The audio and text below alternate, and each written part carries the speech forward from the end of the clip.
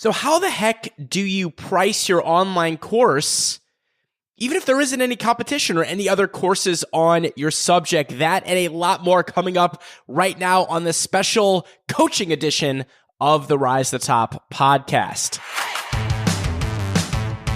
And welcome, my great good friends. It's your great good friend, David Sipe McGarland, aka DSG. I want to welcome you here to the Rise to the Top podcast and back with yet another famous, putting those on air quotes, famous coaching sessions. So these have been super popular on the podcast, is basically bringing on students of mine to do, I don't do coaching or one-on-one consulting. And so this is people's opportunity to come on and pick my brain and ask me questions. And we work through major issues that other people are having as well.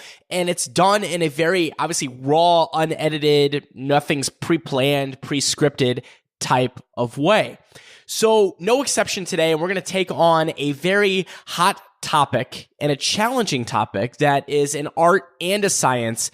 And that is pricing your online course. Pricing your online course. So today's guest and student is Richelle Gamlam, Gamlam, and she is at a loss. She is got this great course that she's developing. We'll talk about that coming up here on this episode, and it's really interesting. It's a travel related course, really interesting niche, and she is just stuck. She's stuck on the pricing. She doesn't want to charge too much. She doesn't want to charge too little. She has no other courses necessarily on this subject online. So we're going to talk about how to find that perfect price for the course. And hey, hopefully we'll get there. And you're going to also learn lots of insights and tips and kind of exercises to get you to that perfect price as well. So without further ado, here we go.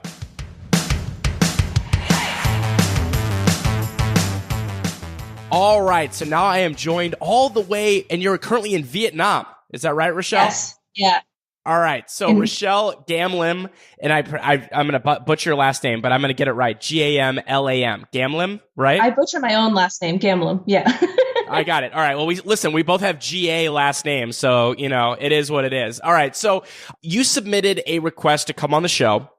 And we're going to talk about pricing here today, which is a great topic specifically for your course. And because you don't have a ton to compare it to, which is going to be interesting. But let's just give a little context to everyone here that's listening to this and wondering who the heck is Rochelle. So can you tell us just kind of the Cliff's Notes version, first of all, about you and then what your course is going to be about?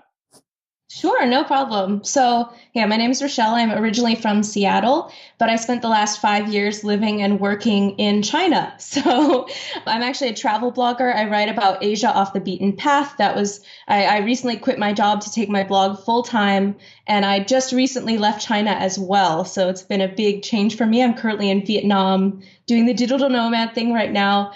And my course is actually on how to teach abroad in China. So it's helping people basically do what I did, but without making the million mistakes that I made. So I basically just created the course that I wish I had 5 years ago. It would have saved myself a lot of money and heartache. But yeah, so I write a lot about Teach Abroad on my blog and a lot about China. So I have tons of people coming to me asking for help and advice. So I finally decided, you know what?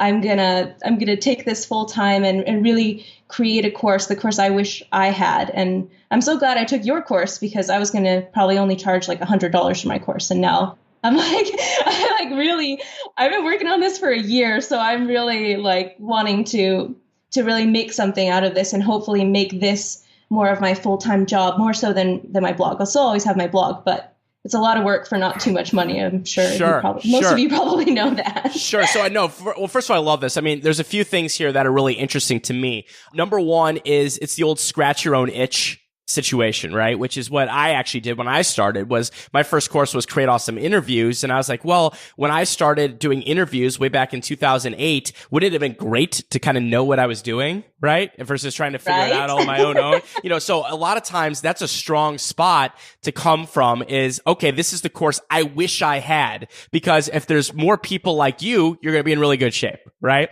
So just so I understand a couple things here, context wise. So this is going to be a course for people who are interested in moving to China, and then what they teach there, they teach they teach English, they teach different things. Is that what you did basically?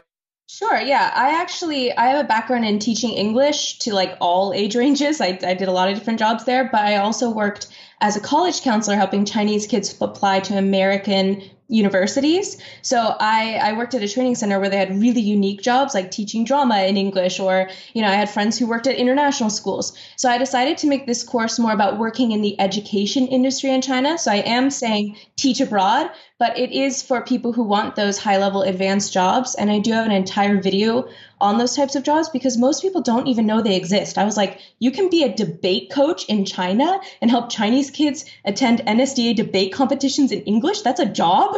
So I really want to make sure that people know all of their options. So basically it's just, moving to China and working in the education industry. So mainly teaching English, but some other things as well. Got it. But that's not the only thing, right? Because I'm looking at my notes here that you sent in, and what you say is, my course is all about teaching abroad in China, which makes sense.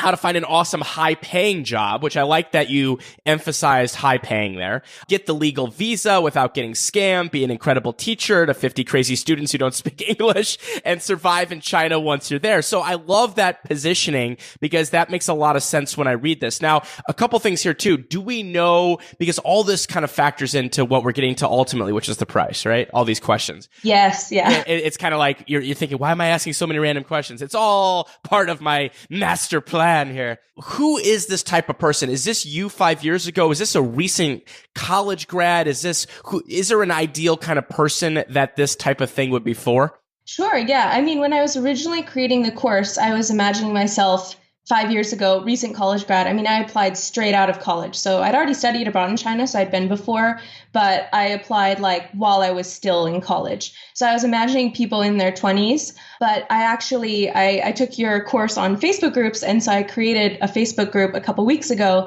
and I'm realizing that people are also having issues. Like they got to China and they had a horrible experience. Sort of like my first year, it was kind of a disaster. Like it ended up being okay. I'm glad that I went through that experience, but they like did it wrong the first time.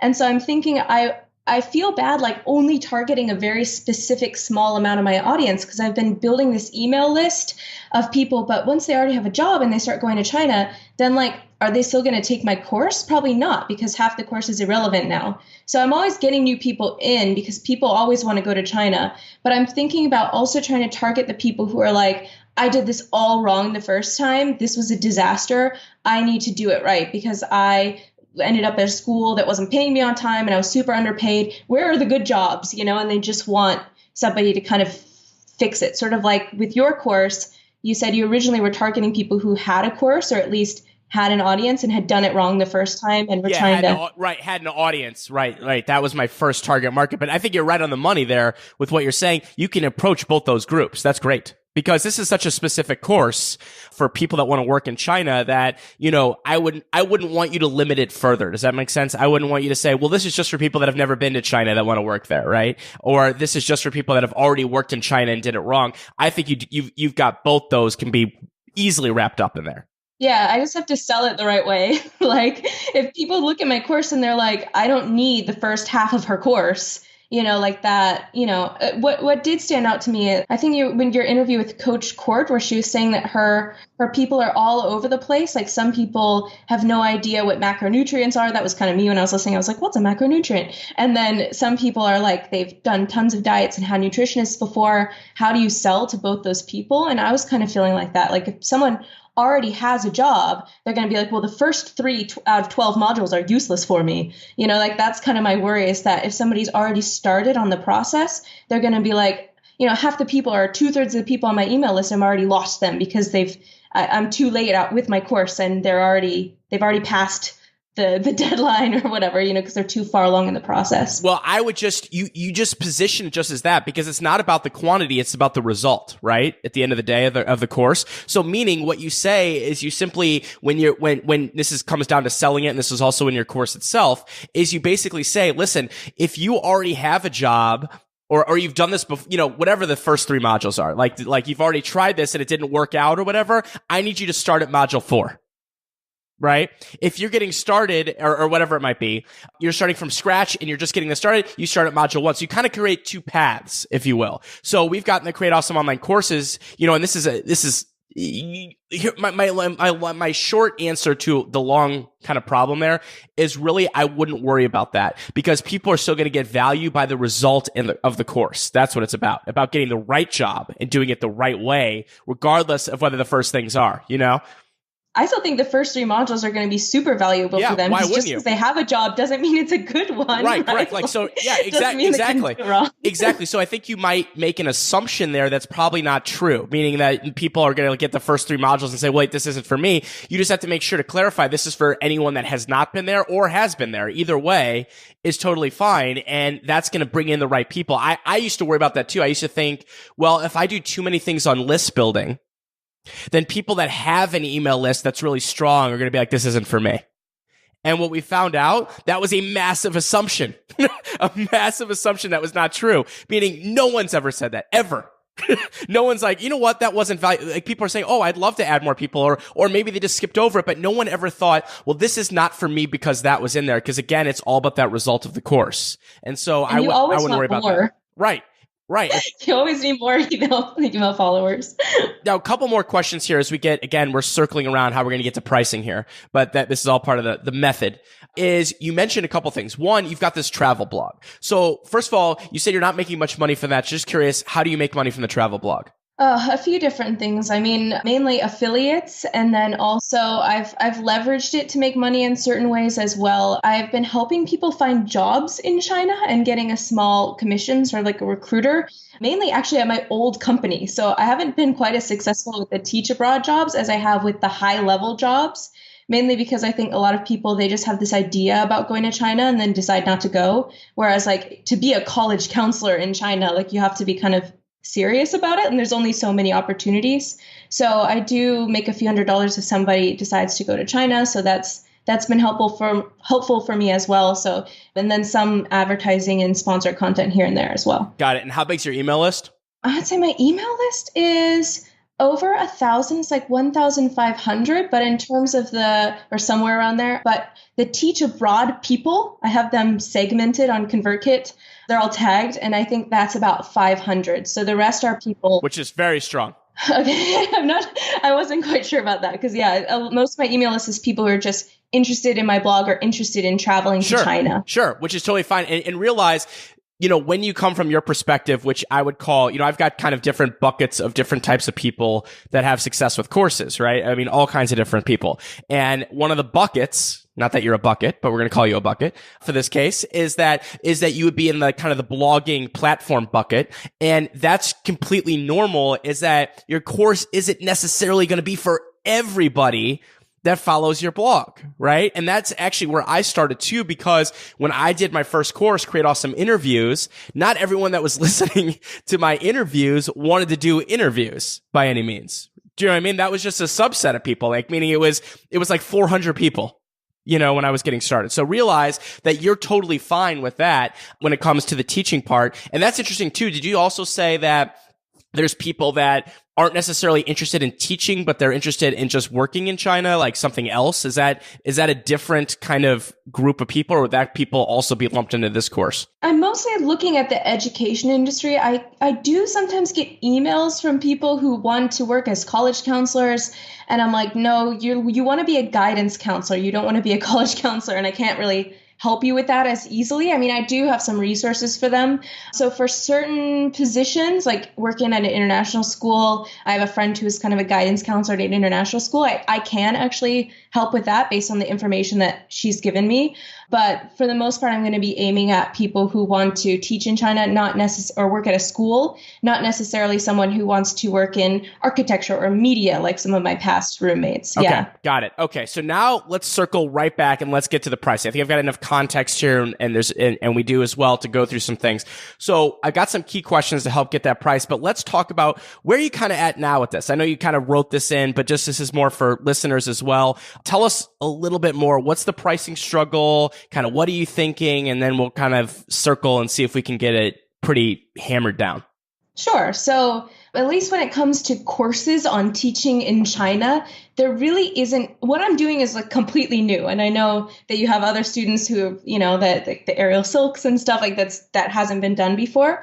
There are things that people are spending money on, and that is a TEFL certification, which you need to teach legally in China. So it's teaching English as a foreign language. So you have to get this certification. So even if someone takes my course, they still have to pay to be certified. So that's part of my struggle is I'm imagining myself at 22 and being like, oh my gosh, like how are they going to afford to do both kind of a thing? And then in terms of the TEFL pricing, it's all over the place. Like you can get a decent online TEFL for, I would say around $300. I have a good discount with a TEFL I have a partnership with where they get it for $200. Which, by the way, no brainer to use that in your course, FYI. Oh, yeah. I'm like, yeah, of course. You can get it for $195. Great job. But I really like them. So I use them all the time. People will spend anywhere from, like $200, $300 to $2,000, $3,000 to fly to China and do a TEFL program on the ground. So it's really all over the place. Or people try to get their TEFLs for free by teaching for free, which I say in my course is stupid because really you're just losing $3,000, right? Because you're still getting paid, but you're not getting the money. The TEFL's getting the money. So like this goes still paying you. You're just not getting the money.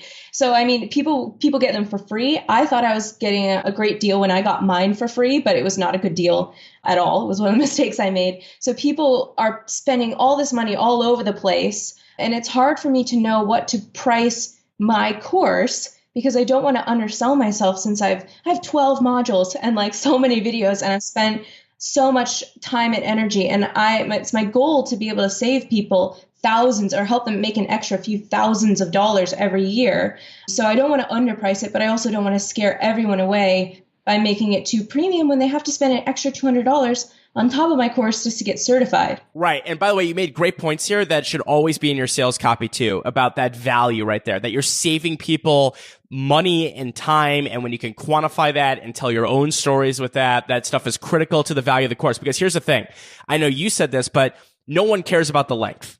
Right? Like the length has nothing to do with the value or the price. This used to be, and you know this from my course, but I'm more saying this in general terms, is that, that used to be what people would think. They'd think, well, if I just make my course super long and super action packed and like, more, I can charge more. But that's not what it's about. Again, it's all about this result. Now, I think I know the answer to this, but I want to ask it. Now, I'm assuming this is going to be like a flagship program for you. This isn't like a small thing. This would be like more towards what's going to be kind of the higher end of your offerings. Is that true? Yeah, this I'm hoping will take the pressure off on my blog so I don't need to be stressed every single month, like how I'm going to make ends meet. So I want this to be my job. Yeah. Okay, I get it. So meaning the reason I'm asking that is that some people will, for example, do a more inexpensive workshop or smaller thing and then have the bigger course. This is the bigger course. So meaning that's a factor when it comes to your pricing as well. It's like, okay, this is like my premium. This is your Create Awesome online courses, if you will. Now, are you going to also offer some support with this? How will the support work with the course? I have a lot of bonuses to the point where I might need to narrow it down a little bit, but I'm definitely going to do a Facebook group because I think that's going to be really important for developing a sense of community as well, because everybody, part of me telling people not to do these programs is like, have my community, right? You don't need to forfeit half your salary to have a community. Use my Facebook group to create a community. Like, we can host meetups in China and like help each other with lesson planning. So I really want my Facebook group to be a good community. But I have a bunch of other bonuses that I've spent a ton of time on as well. Like I spend a ton of time creating these really detailed budget worksheets where if you go through it, you can figure out exactly how much to the dime, like you need to save up before you go to China, and using your salary, how much you can save per month, and then calculate how much you can save at the end of the year. So I got really nerdy on that one. Yeah, so I have a ton of bonuses. I'm creating a survival Chinese video and like packing list and stuff. So I really want it to be like, like premium, like I'm throwing lots of stuff in here, but it's all good stuff. Right, and it's all shortcut stuff. That's what you want. You don't want to just be throwing in bonuses to say, hey, we've got 300 bonuses because no one will care. That's overwhelming. You want stuff that's in there. And that's the other key too, is that as we shoot this now, and the world of online courses has changed in a good way. in a good way. And it's people like you that are going to be successful, not the people that are what I would call the opportunists, the people that have come in that, just kind of want to set this up and forget it and don't really care. And like, oh, they just see courses as a money-making thing and that's it. Like, you've got the right approach because you're an expert on this. You really want to help us. You really want to earn a living from this and you want to help these people. That's the other key that you just mentioned there. And this all has to do with pricing too, is that you're going to be supporting these people and you need to emphasize that. It's not just a course. It's a living, breathing thing, right? Meaning like, not only are you going to learn all this stuff and get all these shortcuts and get all these bonuses and yada, yada, yada, but hey, there's a Facebook group. I'm in the Facebook group. Do you know what I mean? Like that kind of stuff there will be like, hey, if you've got a question or an issue, we'll work it out with the community or whatever it might be. Those things are high value things for people because people want to know that if they have a question or a problem or an issue that they can get help. Right? Yeah. And that's a critical thing because that also goes into pricing here because, it's not just a DVD or something like, let's go, like, here you go. And like, best of luck. Like that's a factor here. Okay. And yes, you're trailblazing here in a new industry. And when you do trailblaze, there comes risks and that's totally fine. Right. And the risk is that, in my opinion, that the risk that you have is you don't want to price too high. In this case, right? Because a lot of people, it's, well, I don't want to price too low. And I get that in very competitive industries because then you end up like bottom feeding and that kind of stuff. You don't want to do that. But when you're in an industry now, you're basically setting the standard here. Now, here's a question. Have you ever coached on this or gotten paid to do it in any other way? Yeah, I used to do some Skype consulting. What I've been doing actually is I set up an email mini course and this new Facebook group. So it's gone down a bit, but I used to Skype people for an hour and just talk through things. And they could even email me their contract and I'd have a look through it. And I was a master's student, so I was definitely not charging premium prices. I think I charged $60, so it was not like super expensive. Okay, so now I'm going to try a little exercise, and we're going to see if we get to this point. I love doing these things because, like, as everyone knows with the podcast, these are unscripted. This is no editing. We go right at it. Like, if we get to the point where our price is $0 or $10,000, it is completely that's where we got to. But let's do a little exercise here. I think this is going to help with this. Now, would you pretty confidently say? And I know there's going to be some variance here, but that old you would be the perfect student for this course? I think I'd be the perfect student, but I don't know if I would have bought it only because I was stubborn and I thought I knew everything. And that's what ended up screwing me over. So I think I might have bought it after my first year, after I was like, oh my gosh, how did I get in this situation? And maybe halfway through my first year, and I was like, oh my gosh, I got completely screwed over. What am I doing? Then I might have bought it. But since I'd studied abroad in China and was fluent in Chinese, I was just like, oh, I got this. And then I didn't got this. Got it. Got it. Now, by the way, listen to this episode when this is published and go back. That kind of stuff that you said like that is gold for your copy, for sales pages and things like that, saying, listen, I thought I knew everything. I was a big dum-dum, very naive. Yeah. If anyone could be successful, it should have been me. I mean, I was fluent in Chinese. I studied abroad in China for 7 months. I lived in Beijing for a month on my own, just like teaching under the table. And I rocked up and I was like, yeah, I know everything. And then I didn't. That kind of stuff should be all over the place. Do you know what I mean? Because you say, hey, listen, if you're like me, you think you know it all. You're going to come in there. You're going to eat some delicious Chinese food. No big deal. You're off to the races and you make $1 zillion, right? Reality, right?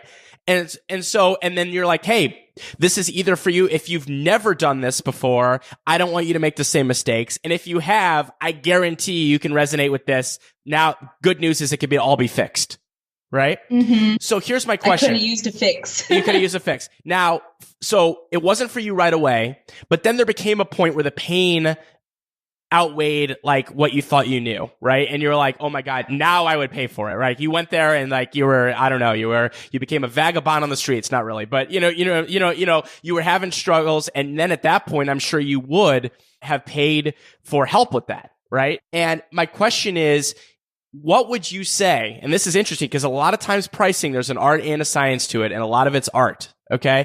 My question is this, at that point for you, what would you say would be a price that would be too high for you to pay if you saw a course like this? Too high. Oh, Yeah, because I really wasn't making much money. That was part of the I problem. understand. But that's important. But that's important because that most likely will be a lot of your customers. Okay, so like meaning, unless they're the Rockefellers that are getting a job in China here, what I mean, they're you got to be thinking, is this going to be a similar demographic? So if you saw something and you'd be like, heck no, what would that price? What would be a heck no price? I'm trying to get myself back into that mindset because it's been like 5 years. I think maybe, yeah, I feel like, I guess $500, $600 might have really scared me.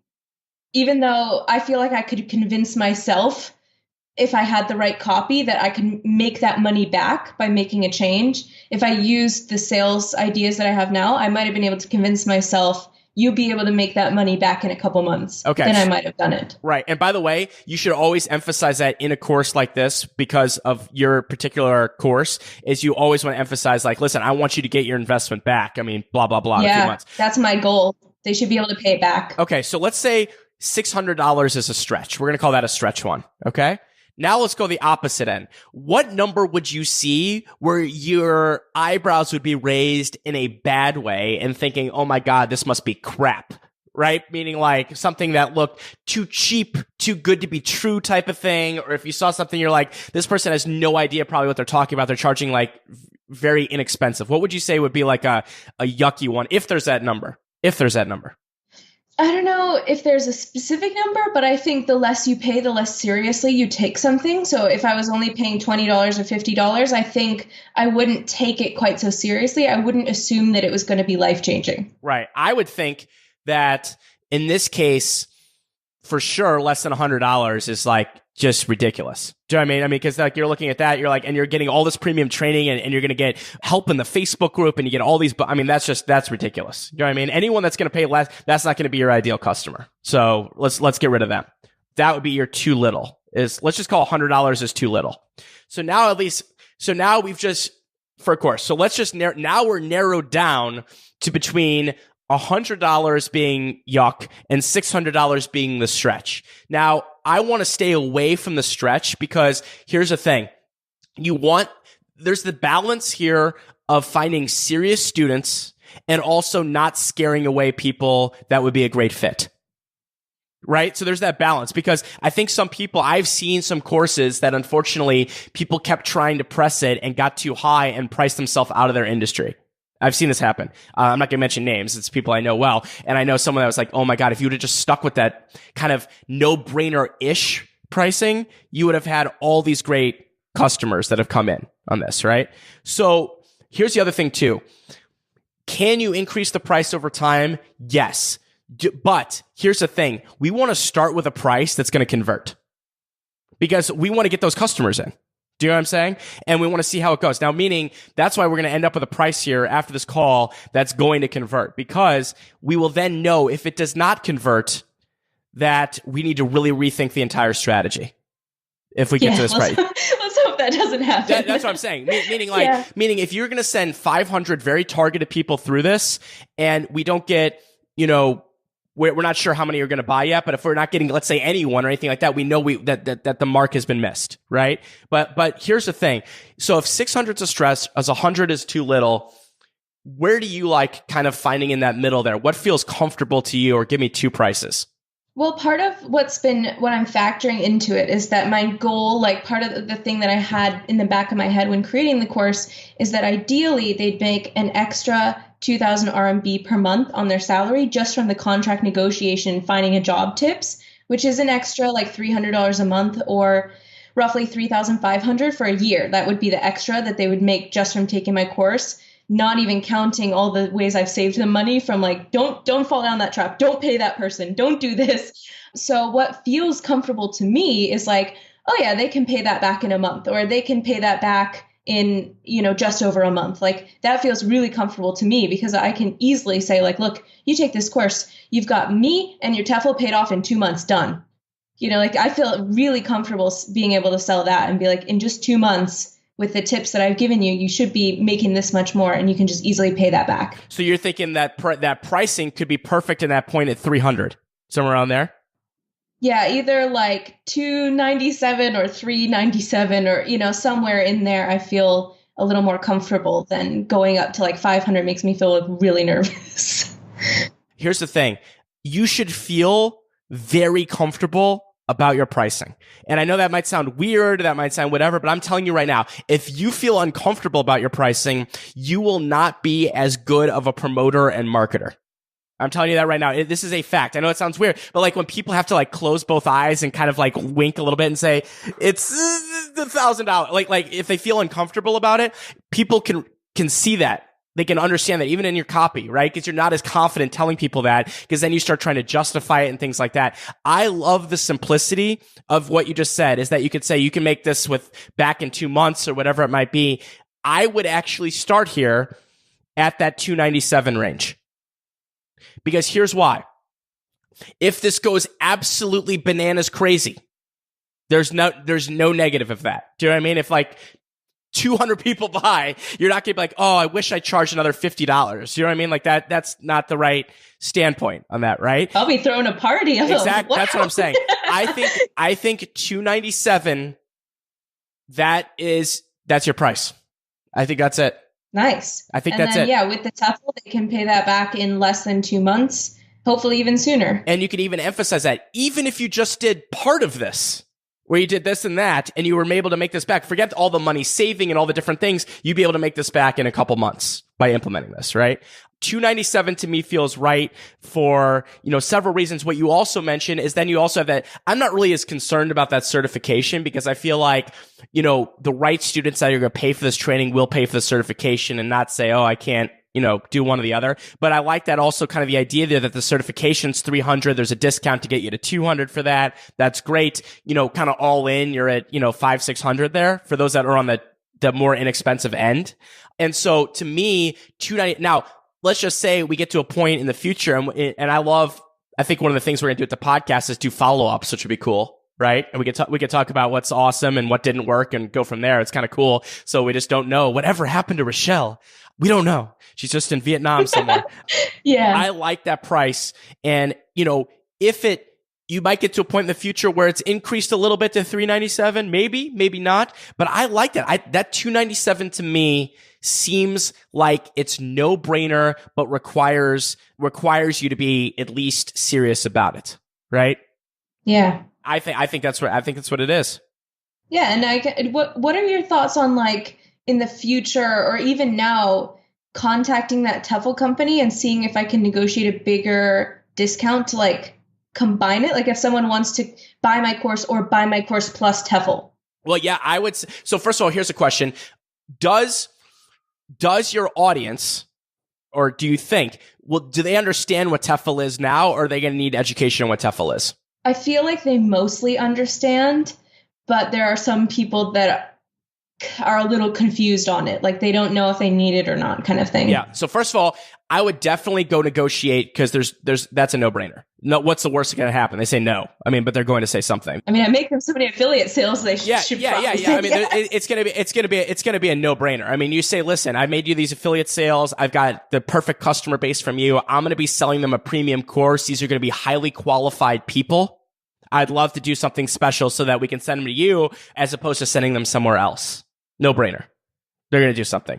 Then it's really up to you. I mean, to me, I always err on the side of simplicity sometimes when I'm doing my first launch, but you can always add that in and say, like, listen, hey, we're going to take care of this for you too. I mean, I got to go both ways on that. That's an interesting one, because you would have to explain that in your copy for your launch, what this is and why you can get this as well. What you might want to try is, I could see both ways on that, but what you might want to try, at least for your VIP launch, so your first launch, is not kind of nail them with that right away, but tell them that they're going to get a discount on it or a special deal, and then you can always kind of keep that open for them if you want to when they're ready. Do you know what I mean? Because I see both ways of that, but I also feel like when people, they're all excited, they bought the premium course, like they're ready to go, like, let's go learn some stuff, and then you're like, wait, I have to buy. So let me give you an example that we did that didn't work as well. We used to try to kind of bundle Course Cats with Create Awesome Online Courses for a little period of time. So meaning like you'd buy Create Awesome Online Courses, and then there was kind of an upsell for Course Cats if you want the software, right? So it's like, hey, buy Create Awesome Online Courses. You could also get Course Cats right now, software, and maybe we did $100 off or something, like, whatever it might be, right?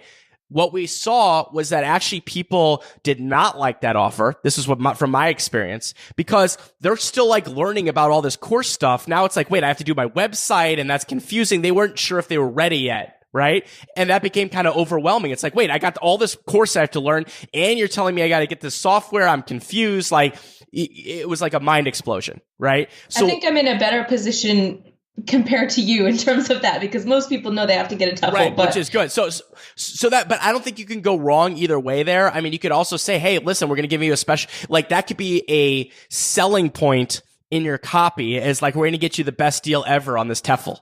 Yeah. Because right now the discount is already the discount that I give just my blog readers. It's the same. We'll get something better and say it's just for course members, or course students. That's it. Period. Nobody else gets a special one.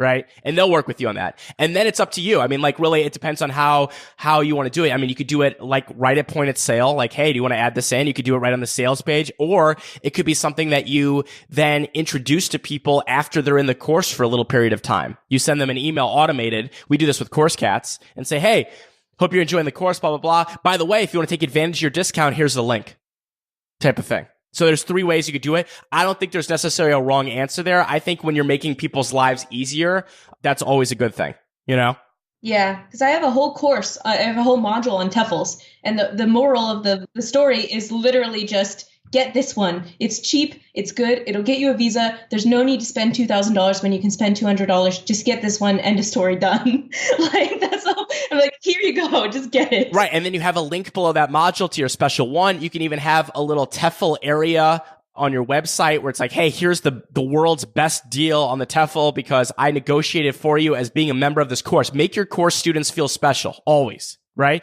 Like, whenever I get like a mega discount on something like that I can do or negotiate, I'm always going to take care of my course students first with the best possible thing, period. And that's one of the perks that they get for joining, Yeah, definitely. So that's a no-brainer. And that's one of those things. And do you earn affiliate income on that? Yes. Great. That's a good thing. So you just say, hey, I negotiate a great deal. They're partners of ours, blah, blah, blah, blah, blah. I mean, that is great. Now look at that. How much percentage could you earn on that potentially? I think it's for every sale I make like $50 or something like that. Maybe $25. I have to look it up because it's an lump every month, but it's either $25 or $50. Let's just use sake of argument, call it $50. Well, now that's potentially $350 for you, and look at all the money you're saving your students, And so to me, that kind of price, I mean, that gets me excited. And I feel like that pricing, when you said $297, I feel like didn't scare you.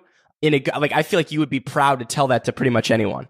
Yeah, I feel like they're getting a ton of value too, especially for the VIP launch. I want to give them like 2 contract reviews so they can send me a contract and I'll look through it and tell them what I think and whether or not they should take the job. Like, I feel like I'm providing a ton of personal value as well, to the point where I'll get some good testimonials out of it, because they'll be like, she literally saved me from disaster like 3 times or something like that. I mean, think about it this way. I mean, I always think about it. This is another great way of looking at it, is that it's the 10X rule, right? Your course should offer at least 10X the value of what it costs. Okay? At least. And now if you look at that, I mean, I could confidently say, just from this conversation and me knowing nothing about this industry, just learning about it from you on this call, I could confidently say for sure that this is going to offer more than $3,000 of value. No doubt. Because that's what I'm saying, which is 10X, right? $297, $2,970. I mean, if you look at that, of course, you're going to be saving $300. You're going to get a job, like all these different things that you're going to do. I mean, to me, that's what people are looking at. When they're looking at a course, they want to be guided, and they also want to get a deal, right? Because a course is often what's the best way to explain this? Less expensive, but more option than, say, getting one-on-one coaching for a buttload of money, right? Like if you're charging, for example, now if you coach in the future, and if that's something you're interested in or not interested in, you want to do one-on-one stuff. I don't do that, but a lot of people do. That's going to have to be a lot more expensive than the course, because the course is going to be the no-brainer, So meaning like, oh, well, you can consult or coach with me, that's going to be, I've got packages that start at, $2,500 or something like that, right? Or $3,000 or whatever it might be. But by the way, you could get everything I know in this course plus the premium community and all these bonuses. So it's up to you, you know? Yeah. And I definitely feel like, people are spending thousands of dollars on these TEFLs, and I've taken one and I've seen others, and basically everything that I felt like I was missing, I put in this course. And I'm like, I feel like my course provides way more value than these TEFLs, even though they're necessary to teach abroad. I feel like I didn't really learn that much from mine. You know what I mean? Like they're necessary, but they don't actually teach you what you really need to know. And they're not country specific. Like they're just for any country. Right. Right. Well, I love it. I think we've got a game plan. What do you think? Woo.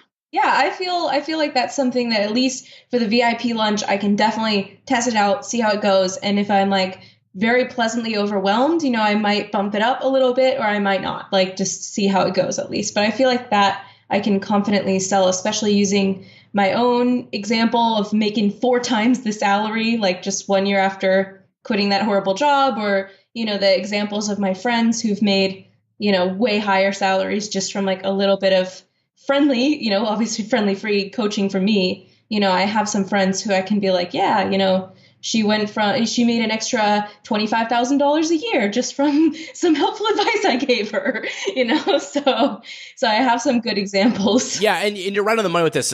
Meaning, can you go up over time if you're feeling that's the right move? Absolutely. What I just don't want you to do, and I've done this before and I've seen people do this.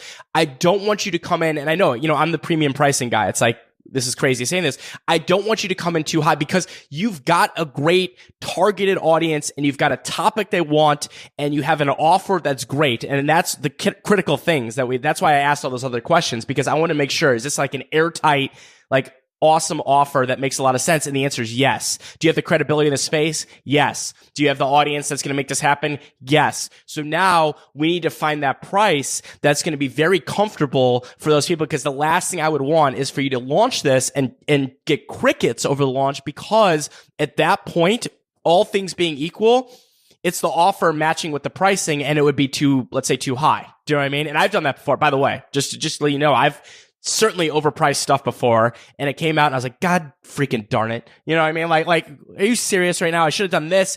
And, we did something, we had a workshop once that I won't get into specifics on it, but we just priced it too high and I knew it. And I was aggravated. Do you know what I mean? And then I had to go back. And then, by the way, we then lowered it later on and offered it at a lower price point, which is $197, and it converted like crazy. So it was just one of those things. Hey, I'd go for $197. That sounds awesome.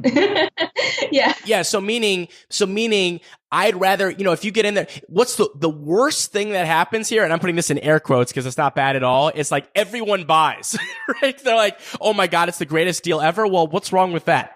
You know what I mean? Is that a problem? My fear is that no one buys, and then I got like 0 people or 1 person, and then the Facebook group is really awkward. And I'm like, here's your community of 1. and you're going to take care. I mean, because then, not worst case, but case, let's say you have some epiphany that, the $297 was too low and you want to raise it to $397 in the future. Well, okay. Well, now we've got those VIP people that have been taken great care of now. They got the best deal ever, and you could try that. But I don't even think you're going to have to worry about that. I think let's just stay in the present here. Let's focus on that $297 and let's get as many of those people that are right fit on that email list in at that price. And I think good stuff's going to happen, and you got to promise to report back on it. Got it? I will. I'll definitely let you know. Cool. All right. Well, I think we covered it all today, and I'm sure people enjoy this kind of voyeuristic look into these very real conversations, because sometimes, like I said, there's a science to this. There's a little bit of an art too. And I hope that people also took away some thoughts for their course or their programs that they can, implement. And maybe they're thinking, oh my God, I'm too high, I'm too low. Maybe they're going to go through that exercise as well. But Rochelle, thank you so much for coming here, being so open. I look forward to hearing the results. Yeah, thank you so much for having me. I'm so excited to be able to be on your podcast. Very welcome. And let's give some links on the way out. We might have some adventurous people listening to this. You never know what you're going to find. Never know. There might be 1 or 2. There might be 1 or 2. There might be a lot more than that. You just never know. And welcome to our crazy global world. Fire out whatever links you want. We're going to link these up in the show notes as well, where people can find out more about you, check out everything. Where can they go? Sure. Okay. So my blog is adventuresaroundasia.com. So that's my main travel blog. You can find me on social media at Adventures Around Asia, pretty much on everything. And then I also, if you're interested, I have a free Facebook group as well called the China Teach Abroad Community. So it's CAT Community, China Teach Abroad Community. So if anyone's really interested in teaching abroad, not sure how many of you there are, maybe one or two, you can totally join the Facebook community as well. But yeah, if you're interested in China or traveling to Asia, you can definitely check out my blog. I'd be happy to help you plan your trip. So love it. Love it. Well, thank you so much, Rochelle. This has been great and good luck. And we'll report back soon. All right. Thanks so much. All righty. Well, that wraps it up here for the podcast. And a few kind of outgoing notes, if you will, is that it's interesting. You might be thinking to yourself, well, aren't you supposed to have a price that scares the heck out of you, or aren't you supposed to be really, really nervous about it? And, there's some people saying stuff, there's that old meme or cliche saying that if it doesn't scare you, it's not worth doing or something like that. I 100% disagree with that.